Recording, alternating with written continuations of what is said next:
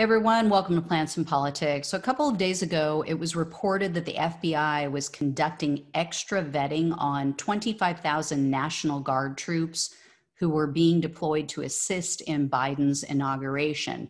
This, of course, is due to that horrific attempted insurrection on January 6th, and they're concerned about a threat from within the ranks because, as I've reported on this show, many police officers and military members took part in the attack on the Capitol, some even flashing their badges or other credentials to gain access to the grounds and to the building.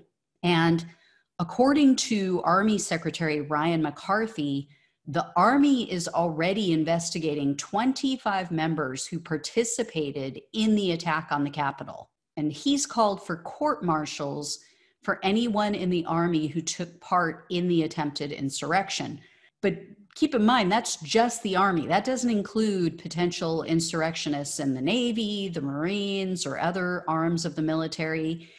And the FBI has apparently been warning law enforcement agencies that some individual Trump supporters, as well as QAnon's conspiracy theorists in groups, have been discussing the idea of posing as National Guard members to get close to Joe Biden tomorrow.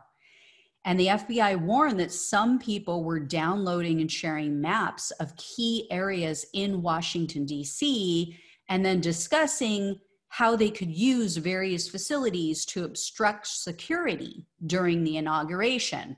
Well, now, 2 National Guard troops have been pulled from Biden's inauguration due to their ties to far-right militia groups. So their names haven't been released yet publicly, but at least they won't be in a position to attempt an assassination, try to make a name for themselves, go out as a martyr.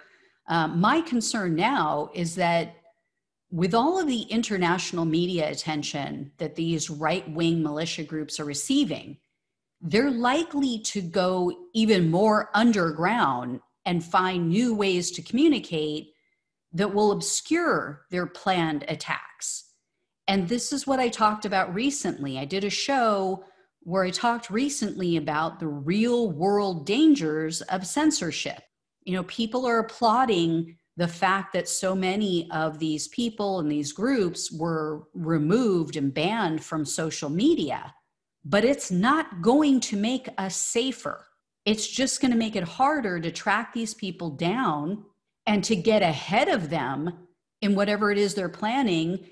And then it's going to make it harder to convict them, because at least before, we had their own words in writing. We could use that against them in court and get a conviction and prove that there was intent.